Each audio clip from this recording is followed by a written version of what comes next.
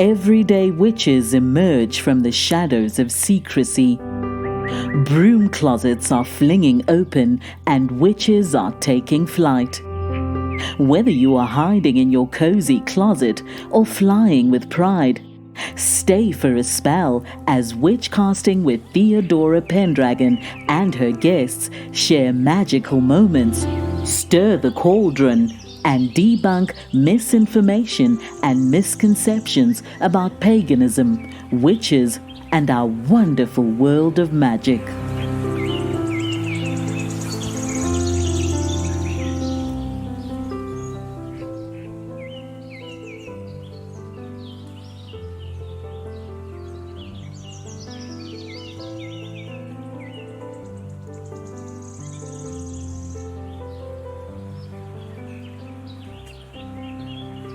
We're back for another episode. I am your guest, Theodora Pendragon, and today I have a special guest. Her name is Laura Saltman. Welcome, Laura.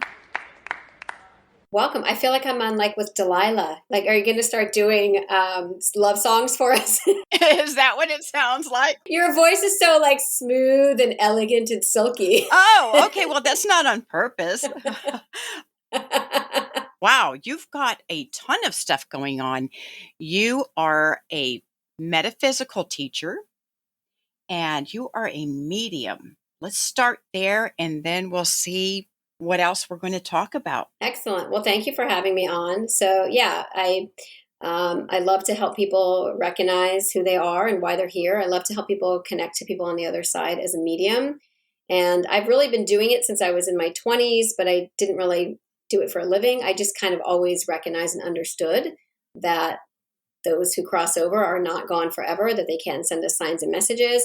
And then once I kind of took the journey into metaphysics, that's when it all started to awaken. And for me, I find it sometimes I feel bad saying it, but it's fun. It can be funny. The things you can learn from people on the other side. It's given me hope that people, when they leave us, they don't leave us forever. And so I just enjoy it so much. And when did you discover that you had this gift? So it was definitely a clue. The first time I ever thought something was up, I was at my grandparents' in Florida.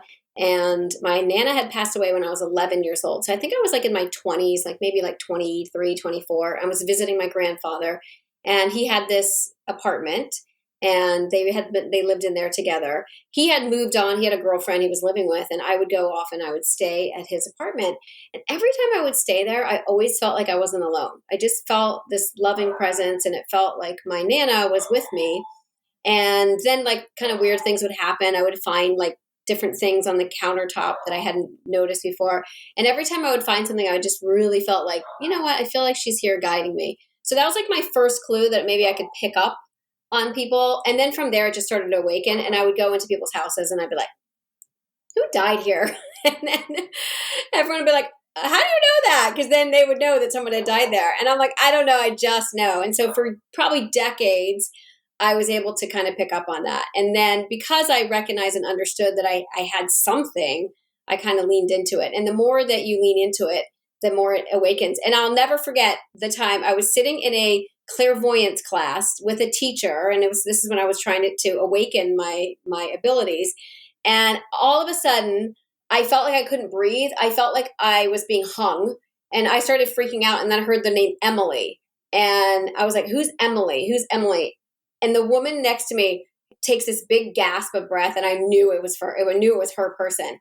And she's like, oh my God. I was like, I don't know who this is, but she's definitely showing me that she was something happened and she hung herself. And so she starts crying and she's like, that was my college roommate. And that's exactly what happened to her. So in that moment, I was like, oh, okay, maybe I do have this mediumship ability. And then from there, I just kept working with it until it started to awaken more and more within me. Oh, that's so fascinating. It gives me goosebumps. Yeah. It gives me I get giddy. I love it. Honestly, when you hit upon things with people and it rings true and it's something that you could have never known, it's the greatest feeling in the world because it's that moment of just yep, there is no way I could have known that. Our loved ones are absolutely with us. And one thing I do as a medium is I don't want to know anything about you. Nothing. People say, oh, you can look people up online, you can find out about them.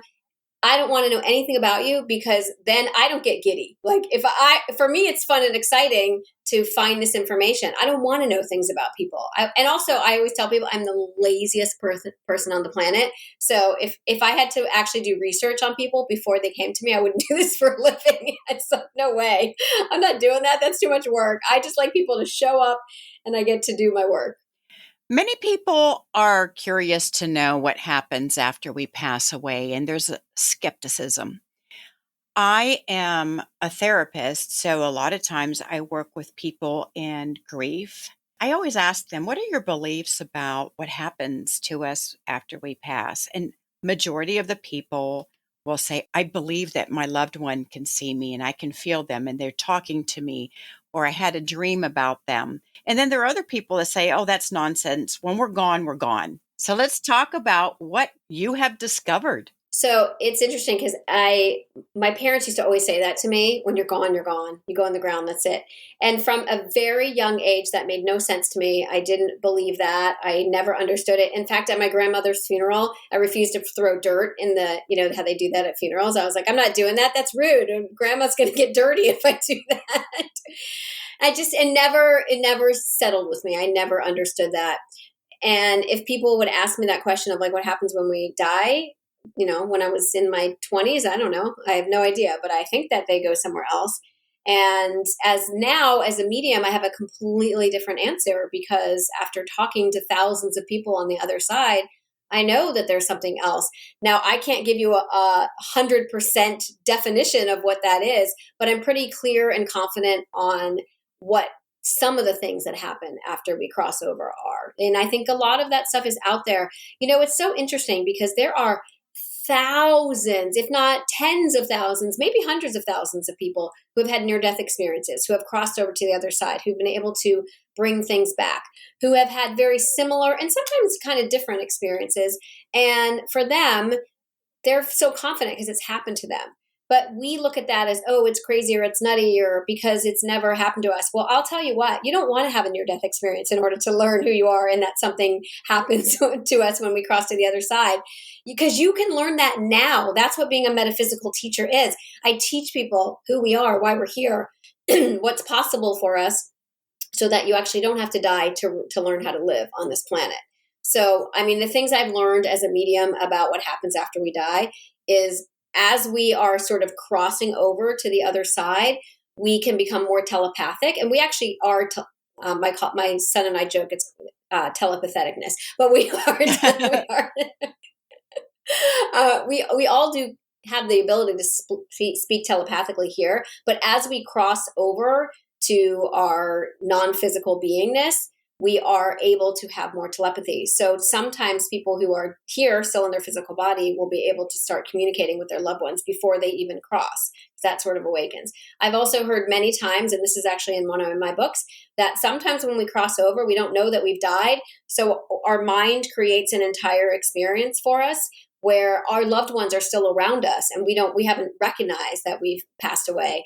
And it's called, what I've been told, and everybody can have a different name for it, but it's basically like the hospital of the heart and soul. So if something happened to you in a hospital, then when you wake up on the other side, you're still in that hospital until you start to recognize and realize who you are. And then you decide to drop your body when you go along. If you ever said that, did you ever watch that movie, What Dreams May Come? I have not. With Robin Williams. That's a great movie because while it's not completely accurate, there are definitely some elements to that movie that were channeled, I would definitely say, by somebody else around some of the things that happen. And it is really based around your mind and what you create for yourself when you actually cross over and what your beliefs are. So if you believe in a hell and you believe you're going to be judged, when you cross, you might encounter that until you start to recognize that that's not actually true. If you believe in heaven, if you believe that you're going to get to the pearly gates, that might be your experience that you have when you get there. And if you don't know what it is, well, then you'll figure it out when you get there. You teach metaphysical classes. Do you teach people how to tap into their intuition so that they can pick up on the same things that you pick up very easily? Your gift. Absolutely. So I teach people, and I would say it's not even the word teach, it's actually remember. I help people remember their infinite abilities. I help them remember that we all have the ability to communicate with spirit. We all have the ability to learn and remember that we are more than our physical bodies. We all have the ability to tap into our intuition even deeply. I do believe that we can eventually start to awaken some of that telepathy within us. I think in probably 5, 6, 700 years on this planet, we'll be able to communicate more telepathically than we ever have been. And I call them your infinite abilities. There's no one on this planet who doesn't have it. There are people on this planet, though, who have purposely said, do not wake me up. I don't want to know who I am. That in their soul contract, they said, I want this whole journey to be completely asleep to it. Don't give me any clues or anything. Then there are people like myself, probably like you, who had said yes to, okay, I want to learn. I want to know a little bit. I want to get rid of some of that amnesia of the soul. So show me different signs and messages along the way. Help me awaken that. And so that's what I teach people to do.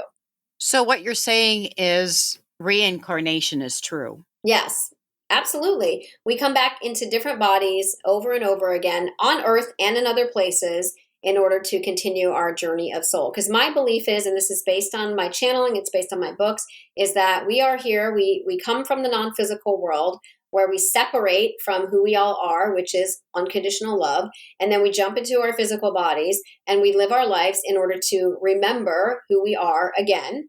And that happens in linear time on Earth from body to body to body to body. So you get rid of one, then you go back, then you decide if you're going to come back to Earth. Sometimes you don't decide to come back to Earth. Sometimes you go other places, and then sometimes you will return to Earth. And then eventually, as you get sort of up the ladder of enlightenment, what happens is you don't come back to Earth anymore because Earth is a challenging planet to live on. It's one of the hardest soul planets that exists out there. I believe that. Yeah.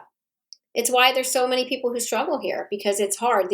So in metaphysics, everything is about the opposite of unconditional love. So if unconditional love is who we all are, that's source, that's God, that's the infinite, the universe, whatever somebody's word for it that works for them is.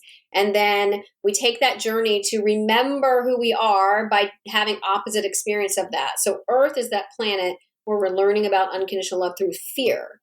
So those emotions, we're here to have relationships, emotions, so we can recognize where we are not being our true essence of who we are, which is unconditional love. So every time that we jump into a body, we have different sets of circumstances, different people that we're meeting. We have different jobs. We go different places. We live in different countries. We're different genders. We're different races and cultures so that we can learn all the things that we need to learn about who we are and our unconditional love. And then we go back. So yes, I mean, I don't know if reincarnation is, maybe that word just incites fear in people.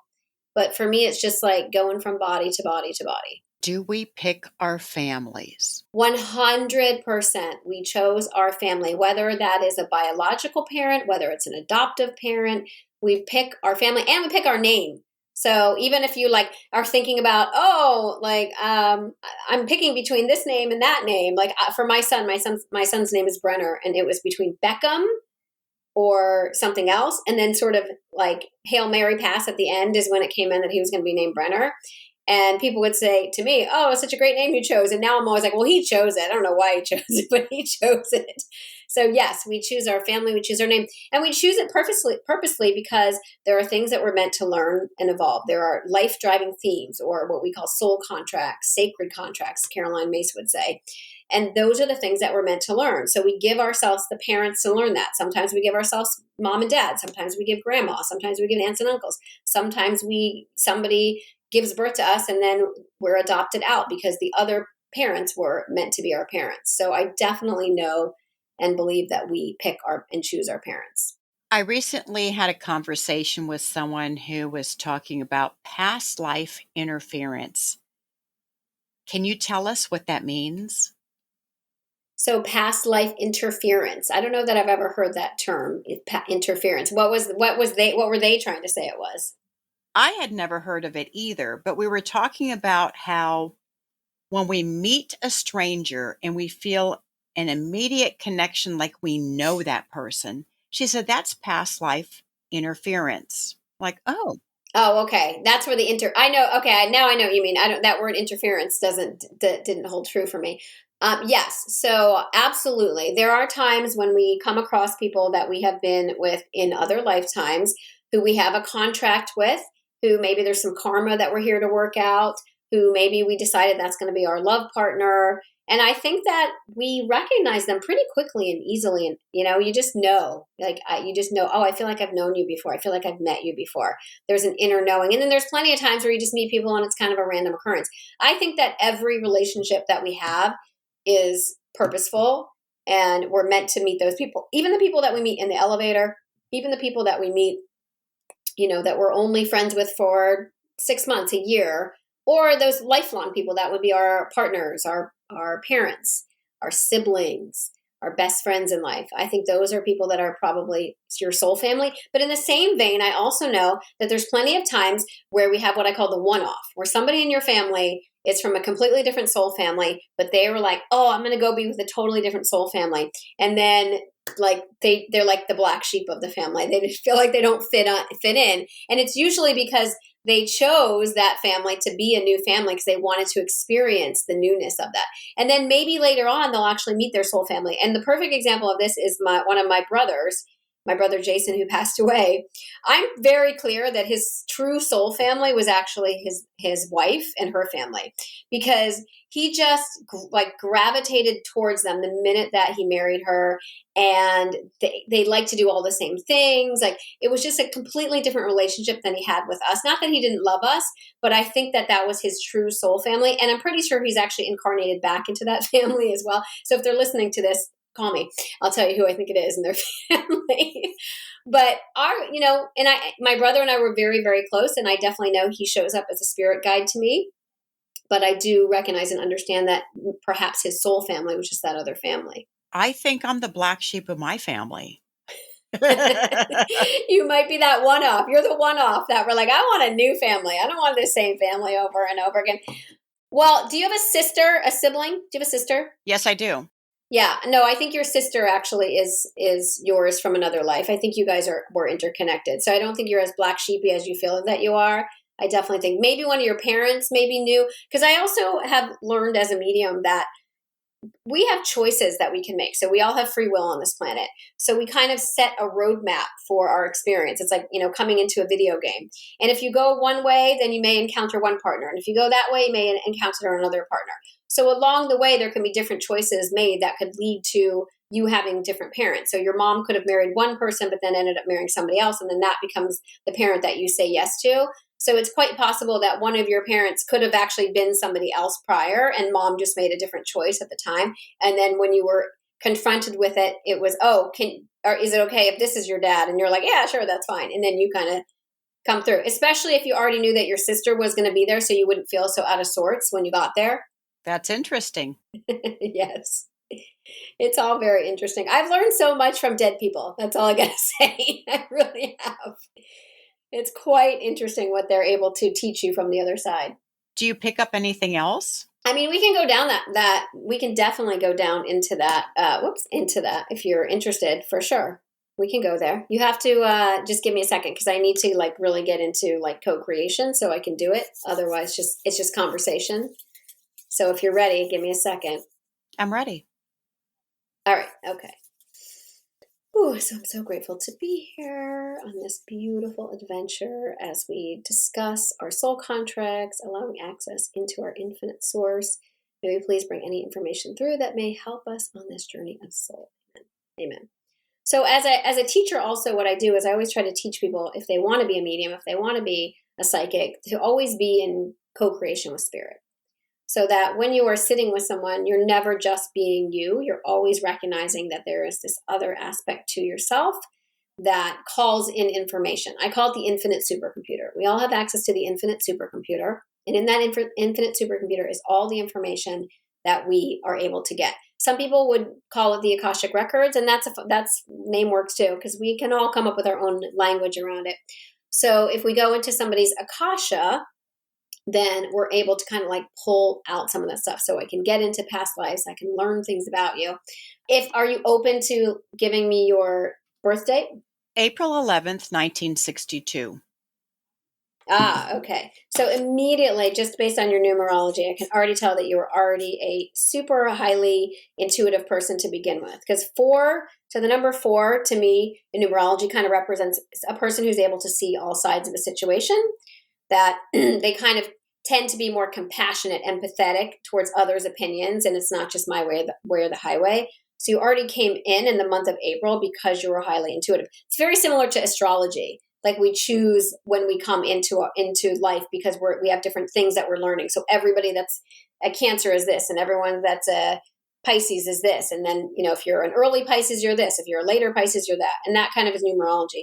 And then your 11 leans into, like, if we think about the number 1111 or 111, it's always like that confirmation of like, yep, you got this. You know this about yourself. I would imagine based on your 11, you're probably a very strong-willed person. And then that 11 leans into a 2. 2s are typically somebody who are like, they came in with a partner and they like to be in partnership. So somebody who's born with a 2 on a day of 2, probably it's a twin, had a twin in another life, really wants to have a partner, doesn't like always has their life with a specific person. What's your year again? 1962. 1962. Okay, so now I'm going to look at your year numerology 6, 7, 8, 9. There we're showing you the number 11 again. So your 1111 is why you are so interested in all of this stuff. Your numerology speaks to that this information is so important to you that you came here with your soul contracts and you said, yes, wake me up. I want to know what's happening. And I want to go really deep into it and find all the information I can about this. That's all. It was all waiting for you. It's why you came on that particular day. And then let me look at one more thing. So then we have our life path, and your life path is 6. Okay. So you are a life path 6.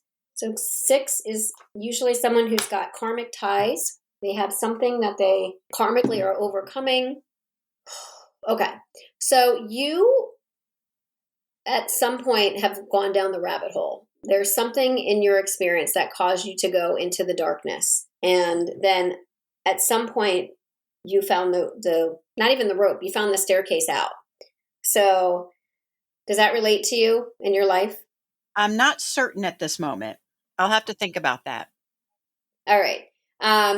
So I think that the karmic contract for you, and hold on, let me just go get your record. So now that I have your date, I'm going to go get your Akashic records. Give me a second.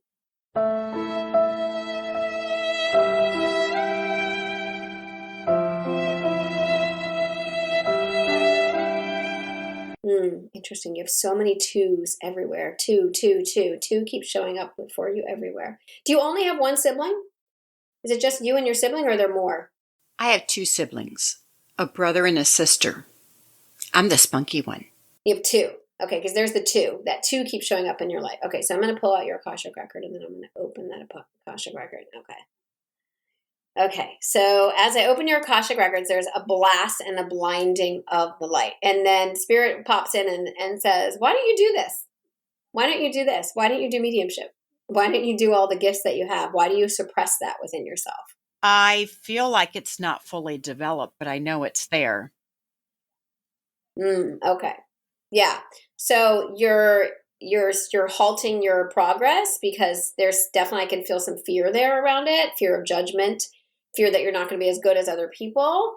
And so it's stopping you from, and I literally, like, they keep showing a book opening and then the light coming up from the book, like all the information, all the knowledge and wisdom that I've cultivated over the last 10 years by writing my books, like it's all there waiting for you to open your next chapter. And when you say yes to it fully and completely, then what's going to happen is all of that wisdom. It's almost like we were talking about near-death experiences. Like you don't have to die in order to remember. And it's like oh, interesting.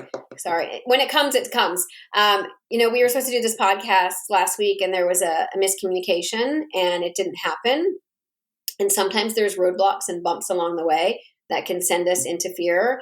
But ultimately we figured it out and we got back together. And that's where you are in your life too. It's like even if there's roadblocks in your way, even if you're stopping yourself, you're also trying to, like, it's like they're showing me like GPS, like you keep rerouting yourself back to the same point, and that same point is still telling you the same thing, that it's time to go deeper. It's time to awaken that further within yourself. It's time to help others and say yes to others who come to you and asking, because you've got it all within you. There's no doubt about it that it's waiting there.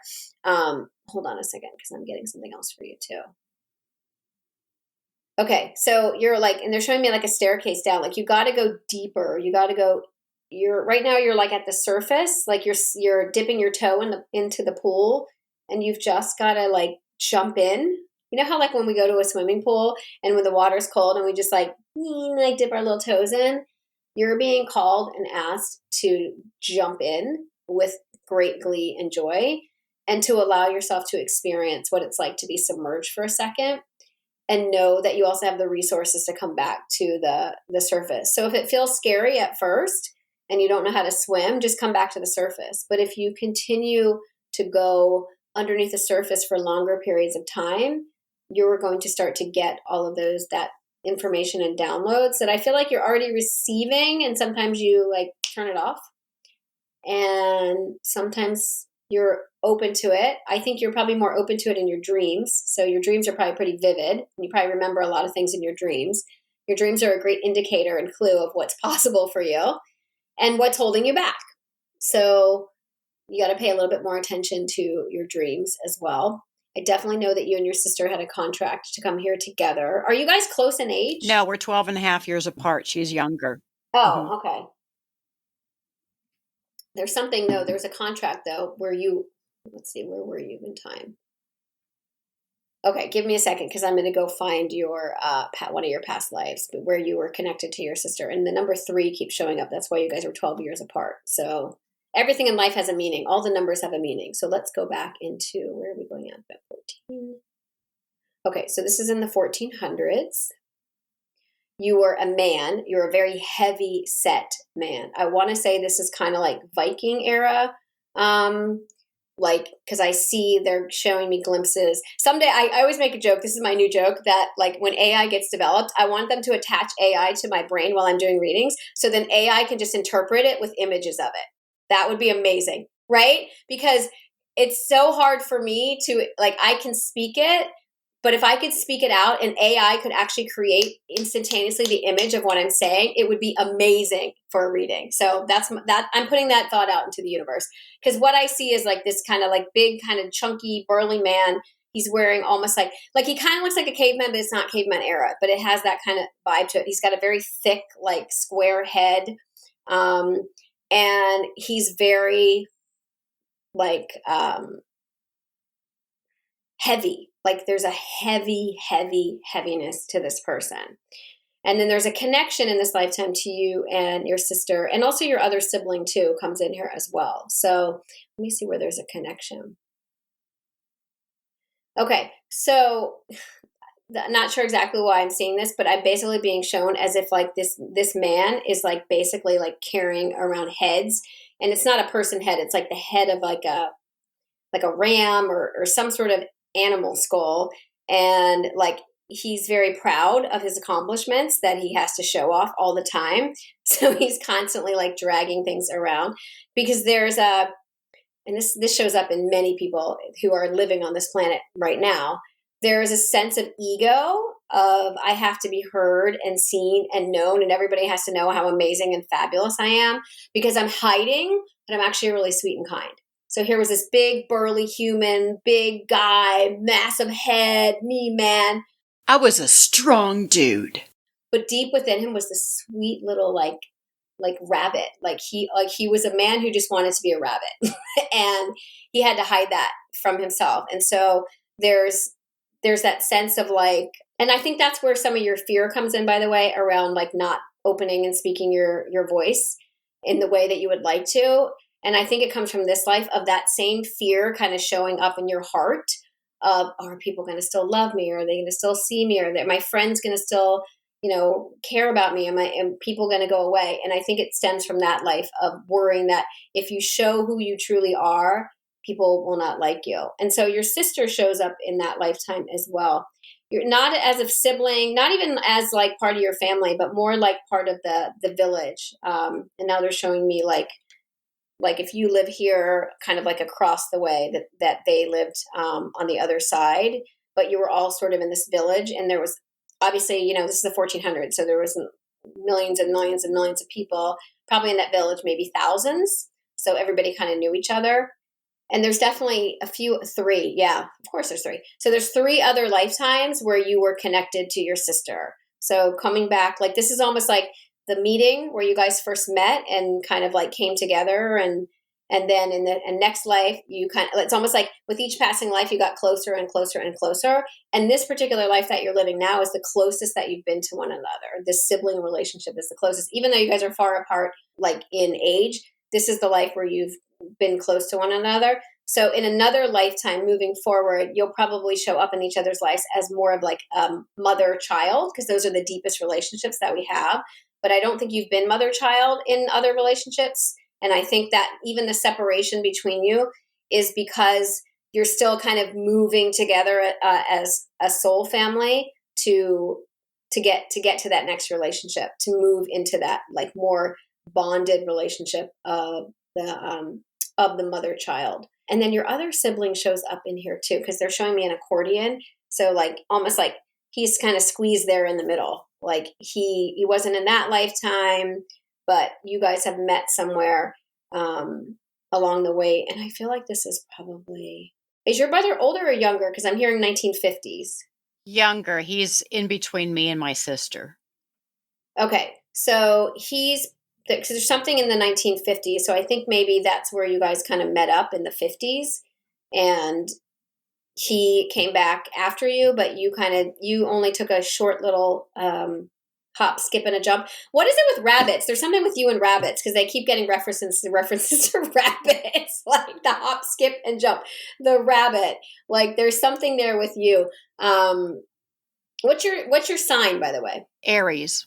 An Aries sign. Okay. It might have to do with your astrology. It may have to do even with your numerology, but there's something there with like fertility, rebirth, transformation. Okay, hold on a second. This is how it all comes. I could talk for like hours about this stuff. So there's another lifetime that's coming through for you. And they're having me like, they're making me feel like I was paralyzed, and I couldn't move. Now I don't feel like that was the entirety of your body in that particular life, but there definitely was a time in one of your lifetimes where you were paralyzed. I think this is actually stemming from your last life. I think you had polio in your last life. So right before this body, I think you had polio, and I think that's where you died, somewhere in the 1950s. I don't think you were born with it, and I think it was something that manifested over time based on your beliefs, the collective beliefs around that. I think it was a circumstance that through free will started to show up. It definitely could have been staved off, and you could have lived a little bit longer of a life. But everything worked out because, yes, could you have lived a longer life? But you know what? If you lived a longer life, then you wouldn't be you. I wouldn't be doing this podcast. Exactly. You wouldn't be you. So even though you could have lived probably another 10, 15, maybe even 20 years in your last life, then you wouldn't be you, and you wouldn't have the family that you have, and you wouldn't have the siblings that you have. And so like in that sense, it's like how everything always works out no matter what decisions that we make for ourselves. And so it's just kind of like unlocking information like that can help us discover ourselves from a completely different lens. And then hold on, because I'm getting more for you as well. So there's also another life. So this is going back into like the 1700s. And you were a lady, you were kind of like a fair maiden. You lived in like a little, kind of like a little log house. And there were 7 people in your family back then. And is there a cousin that you have? Is there a cousin? Because there's a cousin that's in your current family, that's in that family as well. I think this would be your mom's side. So it doesn't have to be someone that you're close with, but it's somebody that's in your current life that is also in that life. All my first cousins I found through Ancestry.com because my mother's German, and through the war, lots of stuff happened. Family split up. Yeah. So this is mother's side for sure. I don't know exactly who that person is, but it's somebody who shows up in that life in the 1700s with you, and they keep showing me the same thing. I keep saying, like, there wasn't electricity, there was only candlelight, and I keep seeing lights and things like that. They keep showing me an image of like a little like Chantilly lace, and there's a little teacup there, and you're at your father's feet, and he's got the tea, and you're almost like, they're showing me like, as a little girl in this particular life, you liked to be like, almost pretend like you were the cat. So you would like crawl up at your dad's feet like you were a little kitten. Like you just loved being a kitten. There was something within you, like a very gentleness within you. And I think actually that was the karma. So every life that we live is to balance out another life. So that life where you were like a very kind of gentle, loving spirit was to balance out that life where you were like the He-Man. So whereas he didn't get to live how he truly was, in that lifetime in the 1700s, you were exactly that. You were just very kind and gentle, very sweet little soul, very, very close with your father in that particular life. Let me see if I can find your father, who that was. Yeah, so that father in the 1700s was your grandfather, who was in this life too. So you guys were connected there as well. So even soul families, like, sometimes we completely leave and sometimes we stay with the same families. Sometimes we end up staying in our family and sometimes we just kind of jump off and go other places. But your grandfather was that father. So that's how you guys are connected. So, I memean, I could go on and on and on. I could keep going back. We could keep opening other doors. We can go into lots of different places. This is why I love doing this work, because there's so much information that can come through. And you wrote some books based on this work. Tell us about your books. So I wrote a series called The All, and I've written 4 books. I'm actually on my 5th book, although it's not part of that series, but it's called The All of Everything, The All of the All That Is. And basically what I did is, in the middle of the night, it's very similar to, if you've heard of Conversations with God by Neil Donald Walsh, very, very similar, A Course in Miracles by Helen Schuckman. It's basically like direct channeling. It's a conscious channel, meaning that I sat down at my computer and I just started writing a book. And it was actually a journal in the beginning. My life was a mess and I had all these terrible things happen to me. And I just wanted answers to like why my life was so awful. And so I sat and I just started typing out all these questions, and I was getting answers back, and they were coming through very, very rapidly and quickly in this sort of like non-voice, the same voice that I hear when I'm doing mediumship and channeling. And from the moment that I started that journal to 6 weeks later, I never stopped. And I had an entire book, almost 400 pages in 6 weeks. So I knew, based on how it was written, it was like a direct dialogue. It was just a dictation, and I just took notes, and then I sent it to a copy editor, and that was it. I knew it was something, so I had it published. And then after that, I wrote a second book the exact same way. And that one took about 2 months, same thing, and I published that one. The next one took 6 months, so that one took me a little bit longer to do. And then the next book actually took me probably a year to do that. But within a span of almost like 2 years, I think it was, maybe 3, I'd written 4 full books without ever editing it. Never changed a single word of it. The only thing that got changed by my copy editor was just like grammar. I mean, if like my grammar was because it was like a Q&A, so a lot of it is my question, and my grammar's bad. Now, source, their grammar is very well, and then they would just put like parentheses and things like that, but never changed a word. So based on how it was written, I knew that it was truth. Like, it had to be truth. I don't think this way. I don't act this way. I don't know this information. There were stories that were told that I wouldn't have never even known about, never remembered, never understood.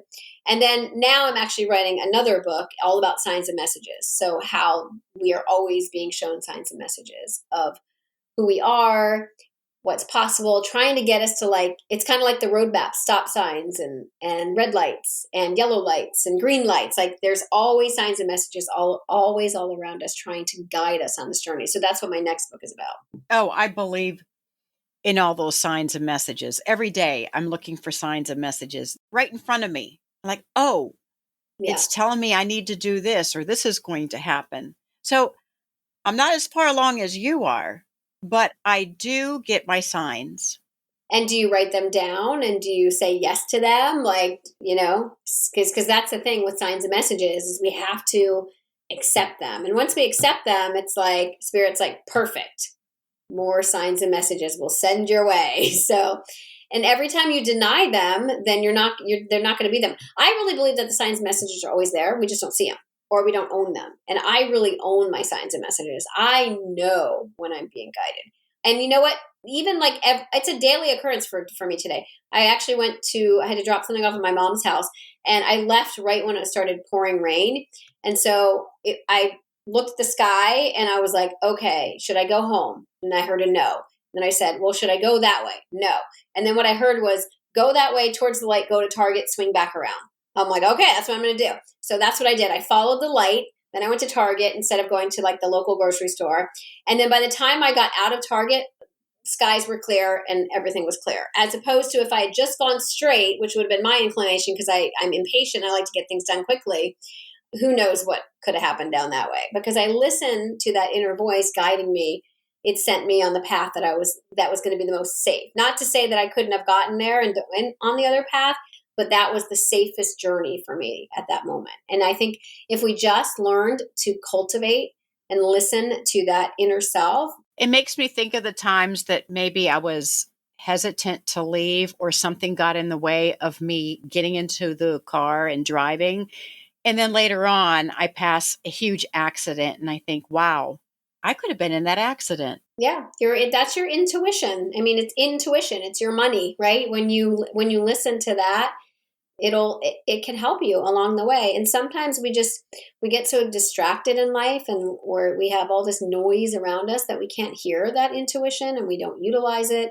And then we create circumstances. I really think of life, and Neil Donald Walsh always talked about this too. Like, it's like a big giant video game, and we're just playing different levels, and how we how we move and what tools we have is how we get through the levels. And then as we get more levels, actually it gets more complicated. The higher the levels, there can be more roadblocks, but we also have more tools. So if we can figure out how to utilize those tools, I think we can have much easier lives. And I think one of those tools is past lives, Akashic records, all that stuff is able to help us uncover who we are and why we are the way we are. So I know that my last life before I became Laura, I was a boy who died in the 1950s, who was my mom's best friend, who died in an elevator shaft.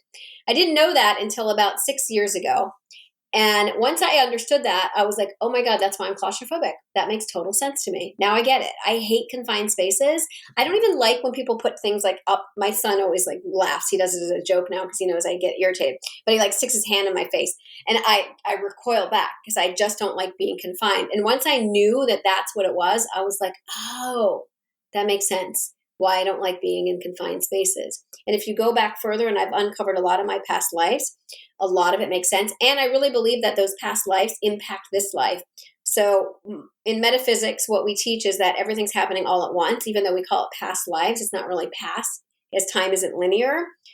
There's all these lives. So you could be living all of these different lives, and something could be happening within each of those aspects of yourself that is impacting you in that moment. And if you stop for a second and have a pause and say, what's going on in my other lives? What's happening? Why am I having this weird pang or this weird pain? It very well might be that something's happening in another life. And if you just tap into that, you'd be able to move through that and be done with it quickly. As opposed to what we do as humans, which was, oh, I have a pang or a hurt, and I'm going to follow that down the rabbit hole and then end up at the urgent care or need a Band-Aid or this, rather than like, wait a minute, maybe this is about something else. And that doesn't happen every time, but there's definitely been a couple of times where I've gone into sort of a trance and picked up on that and realized that it didn't have anything to do with Laura. It had to do with some other life I was living. Can you communicate with animals that have passed over? Absolutely. We all can communicate with animals that have passed over. Yes. Yeah. I mean, I can channel in pets. I'm a Reiki master, so I do readings and I can help people like understand what might be going on. I'm a medical intuitive, so I can help people understand some of the health issues that are going on. But yes, I've definitely connected to people's pets on the other side. I know that pets come back pretty quickly, more quickly than we do. And they're more willing to be your pet again in another body. So your pet that you had when you were 2 and now you're 52 could be that same animal that you had and now it's come back. And I think that dogs, especially dogs, are so highly intuitive. They're the closest thing on earth back to unconditional love. And that's why they're called dogs, right? If you flip the word dog around, what do you get? You get God. Years ago, I had a Doberman and she died of heart failure. And my sister-in-law said, you have to talk to this medium. So she gave me the phone number. I called the woman, scheduled an appointment, and this woman didn't know anything about me or my dog.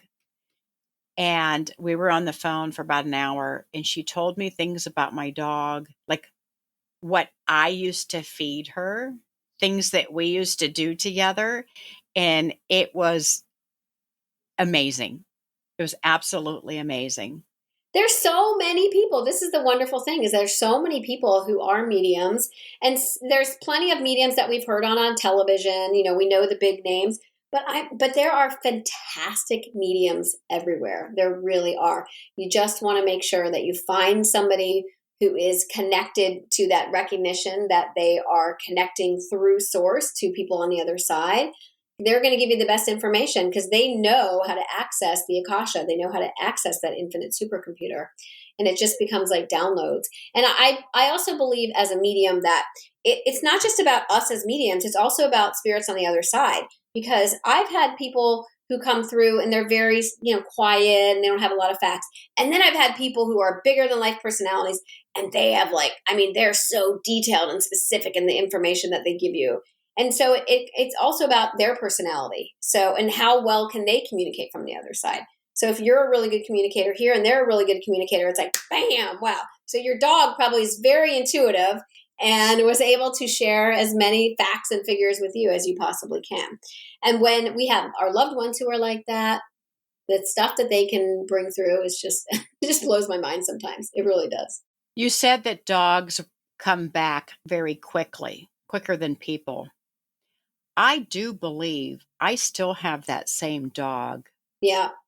20 years later. You can tell by their personality. So I know I had 2 dogs, my dog Raven and Paris. They both passed away.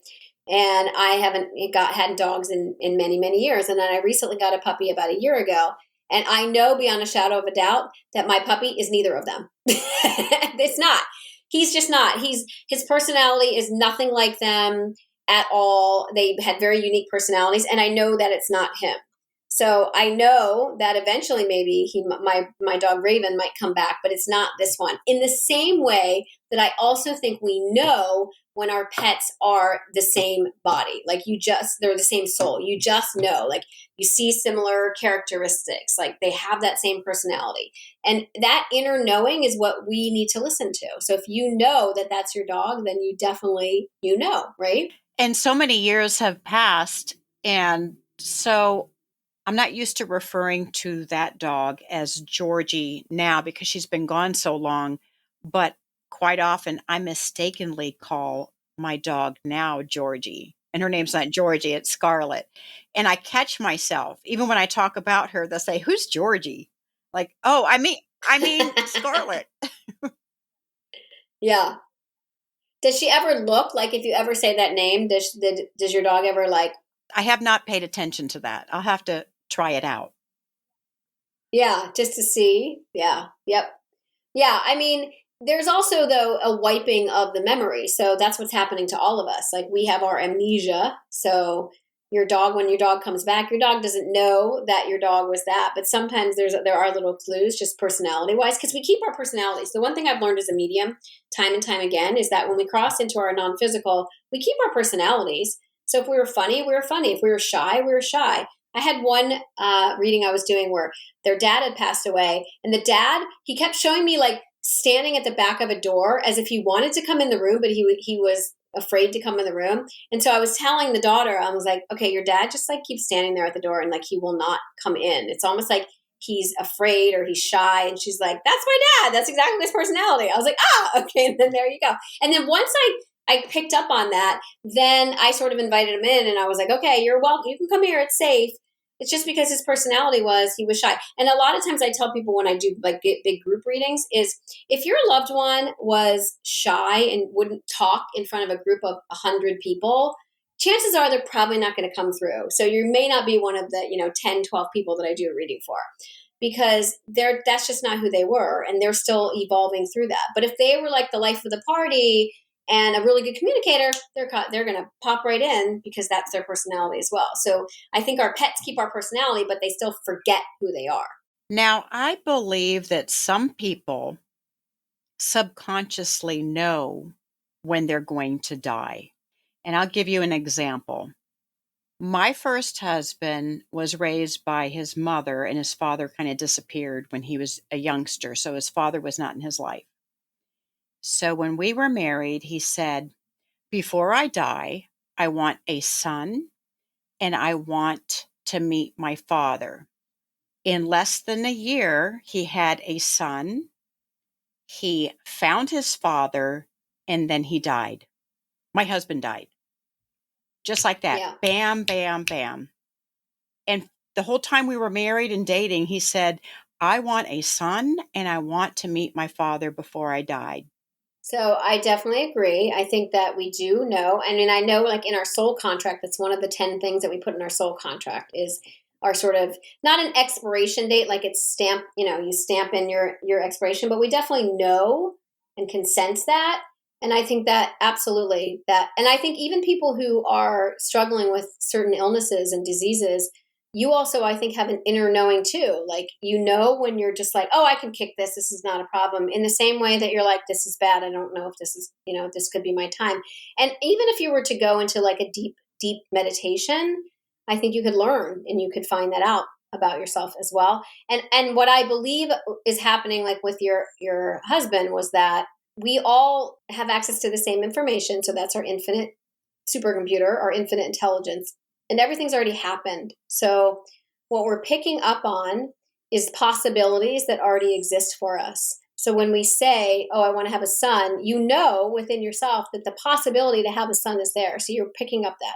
So if your desire is to be an interior decorator, let's say, and that's what you move towards your whole life, it's because that was always part of your possibilities. It's what you took with you, that you wanted to be an interior decorator. Like I wanted to be on television. I wanted to be an entertainment reporter. It was always part of my possibilities. I took that in with me. So when I got to an age of 16 and I started watching Entertainment Tonight and like being obsessed with Entertainment Tonight, it was because it was always a possibility for me to become an entertainment reporter. So you're just picking up on these possibilities that exist within your experience, and you're kind of living that out. And whatever you get to decide in every moment which way you're going to go. And so if you go to the left, you might experience one thing. If you go to the right, you might experience the other thing. Sometimes things come back together, and ultimately, no matter which way you go, you get back there. But sometimes you may not get there because of your fear, your insecurity. I love that movie Sliding Doors with Gwyneth Paltrow. Have you ever seen Sliding Doors? I have not. Oh, great movie. It basically, the whole premise is that her life goes two separate ways because at one moment she makes a subway train and doors close and she goes off on her way. And then she lives the same life, but in another time she misses the subway door and her life goes in a completely different direction. And it kind of shows you like how every decision can create a ripple effect. And in that particular movie, ultimately it takes her back to the same destination that she probably would have gotten to either way. And I think that happens, but I also think it happens where we can keep things away. I think infertility is probably one of those big things. I believe that if you have it within yourself that you want to have kids, like you are so focused on having children and you want to have a boy or a girl, or you know that you want to have this, it's because you know that that's a possibility. But what gets in the way is our fear keeps that away from us. And then if we continue with that fear, we may never have those children. But if we are able to push some of that fear out and get into that deep knowing that those souls are going to come to you, then they can show up for you. And I know for me, I've definitely kept, like my fear definitely kept some of my celestial children away that never made it through because of the beliefs that I held and the fears that I had. Fortunately, I do have one. One made it in. One's a good number. One's good. Yeah. Okay, we're almost out of time, but quickly, do you want to tell us about your chosen career in television? So, yeah, I mean, when I wanted to be an entertainment reporter, and I found my way onto the airwaves on Access Hollywood, and I was there for 17 years. And then I completely kind of transformed my life after my brother passed away from cancer and my dad died by suicide. And I went on this like spiritual awakening path. And that's what helped me awaken those, what I call the infinite abilities of channeling and mediumship and working with astrology and numerology and past life work and Akashic records. And the list goes on of all the abilities that we have access to when we awaken that within ourselves. And so now I have my books, the All series, and I teach metaphysics. So I teach metaphysical classes. I help people awaken that within themselves. I teach tarot and oracle card classes. And then I do work one-on-one as a medium, as a channel, and doing all sorts of things to help people understand who they are. That is terrific. We may have to have you back to talk more about all this. I would love to.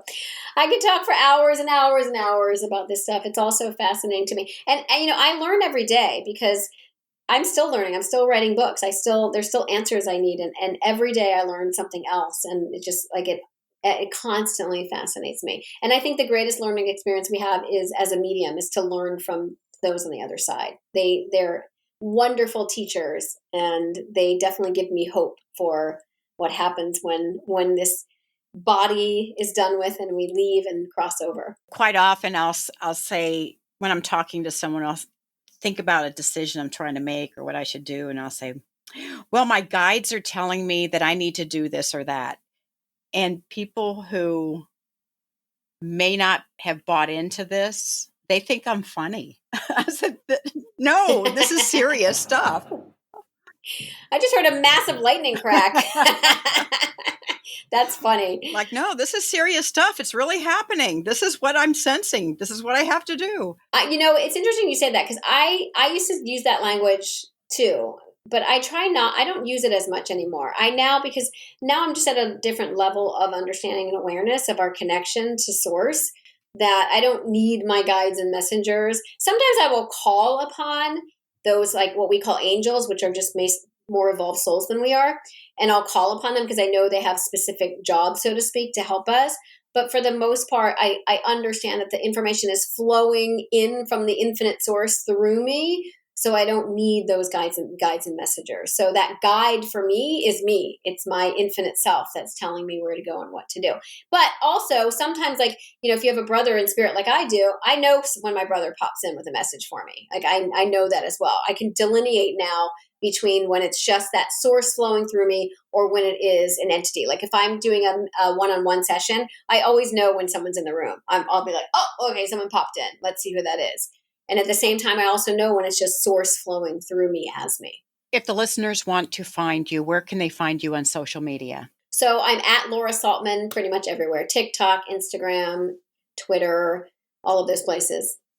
I'll put all those links as usual in the episode notes. Thank you for your wonderful time here. Thank you. It was fun. So we'll have to think about when you're going to come back again and tell us a little bit more about all the other stuff that you do. I will also put the links to your 4 books in the notes. Thank you. And you can also find me always on my website, which is laurasaltman.com. Thank you, Laura Saltman. It's been a pleasure. Thank you. I enjoyed it so much. Thank you for joining us for Witchcasting with Theodora Pendragon. Have a burning question or have a topic you'd love Theodora and her guests to discuss on the show? Contact her through Instagram at Theodora Pendragon. If you enjoyed this episode, make sure to subscribe so you don't miss the next one. And help us spread the word by leaving us a rating and review and sharing it with your friends. See you next time, and may your magic always shine.